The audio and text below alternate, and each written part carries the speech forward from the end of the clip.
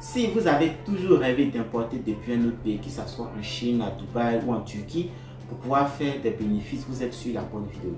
Dans le titre, je vous ai dit que je vais vous montrer des 5 choses que vous devez savoir si vous voulez faire passer votre business de 0 à 2 millions. En fait, ce sont des choses qui sont pratiques que moi-même j'ai appliquées au fur et à mesure que je vais essayer de partager avec vous. Vous savez très bien que à la base, je partageais des vidéos sur cette chaîne qui étaient à titre informatique, c'est-à-dire je partageais des tutoriels, comment manipuler son téléphone et tout.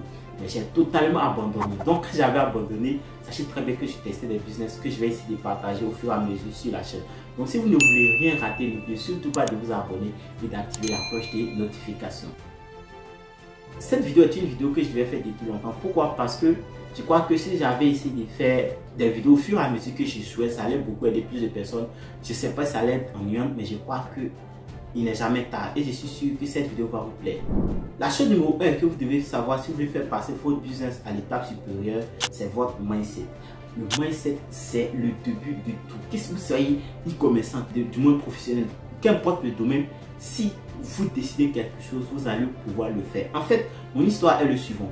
C'est que le business e-commerce, je l'ai lancé avec mon cousin. Et quand on a envoyé notre premier achat, on n'a même pas commencé à vendre. Et il avait une bourse, il devait aller étudier à l'extérieur. Donc ce qui est arrivé, c'est que tout était resté sur ma tête.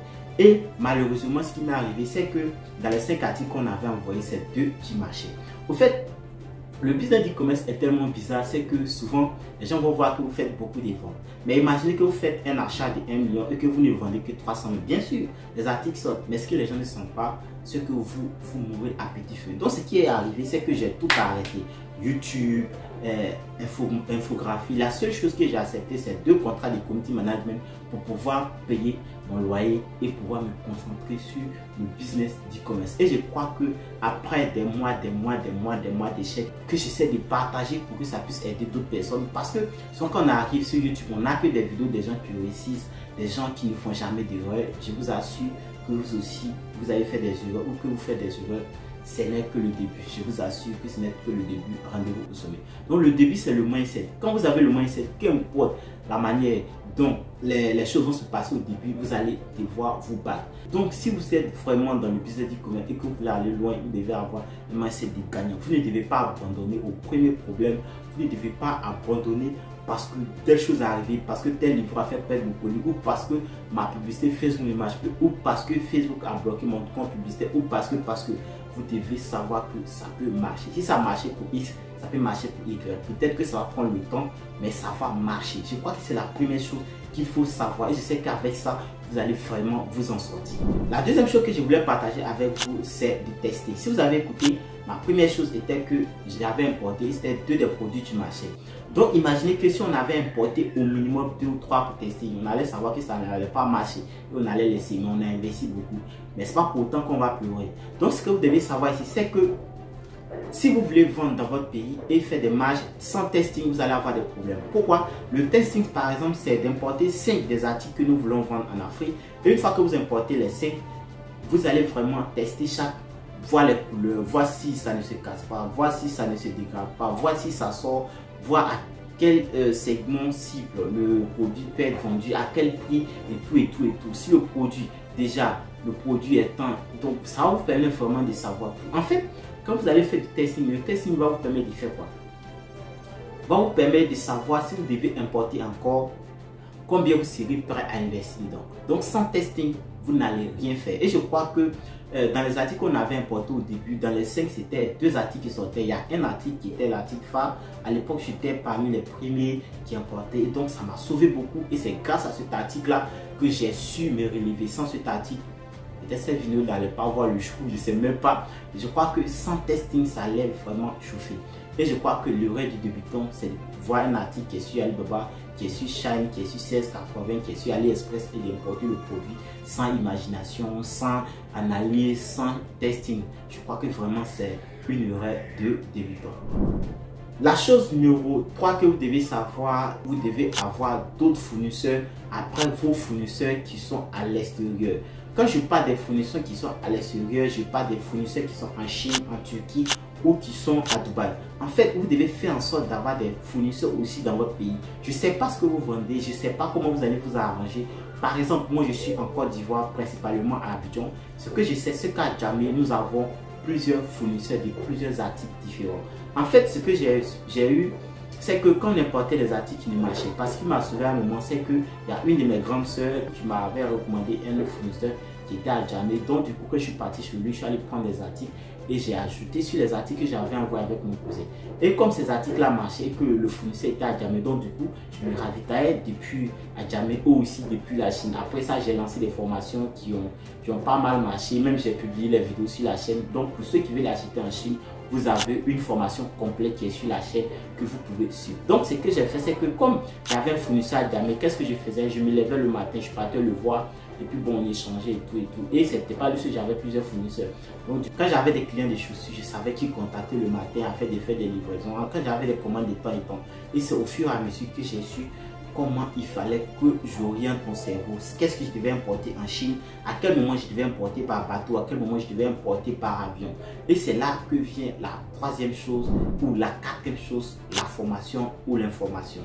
En fait, ce que vous devez savoir dans le domaine de l'e-commerce, c'est que sans information, sans formation, vous allez vraiment souffrir. Mais vous allez voir qu'il y a des produits, par exemple, que vous voyez, que vous allez aimer. Mais sans formation, si vous ne savez pas que ces produits-là, on ne les vend pas à tel moment, ces produits-là, on ne les vend pas à telle époque, vous allez vraiment faire des échecs. Dans le domaine de l'e-commerce également, vous allez devoir vous former. Pourquoi? Parce que vous allez devoir souvent importer par avion, par bateau. Vous devez comprendre ce qui est le CDM, tout et tout. Au début, quand vous commencez, vous pouvez voir des fournisseurs qui sont à Djamé ici. C'est-à-dire, vous allez voir le fournisseur qui est dans votre pays et puis vous allez importer. À un moment, vous allez voir qu'il y a des ruptures de stock ou souvent quand le produit même marche, le fournisseur va dire à d'autres clients, c'est-à-dire, puisque le fournisseur souvent il a d'autres revendeurs et tout, il va dire à ces revendeurs-là, tel article là, telle personne vend ça, donc d'autres personnes vont lancer des publicités et il y aura rupture de stock. Donc vous, ça ne va pas vous arranger, vous allez devoir importer. Et quand vous allez vouloir importer, vous devez vous former. Sans formation, ce n'est pas possible. Vous n'allez pas pouvoir importer. Vous allez crier, vous allez pleurer et ça ne va rien faire. C'est de vous former comment importer en Chine, comment vendre sur Facebook, comment faire mes tests, comment faire mes vidéos, comment vendre sur TikTok, comment faire tant, comment faire tant. Et tout ça, je crois que soit vous vous informez, soit vous formez et vous arrivez à développer ce niveau-là. Je crois que la chose la plus importante aussi dans le domaine de l'e-commerce, c'est la formation ou c'est l'information, je ne sais pas. C'est quelque chose ou la chose la plus importante que je devais partager, je pense que je vais acheter 2 éléments ici, est que d'abord, vous devez diversifier vos canaux de communication. Quand je parle de canaux de communication ici, je parle de TikTok, je parle de Facebook, je parle de site web. En fait, quand vous êtes dans l'e-commerce au début, c'est très intéressant, vous pouvez lancer une publicité Facebook qui marche, mais quand vous arrivez à un niveau, vous devez vraiment ajouter d'autres éléments.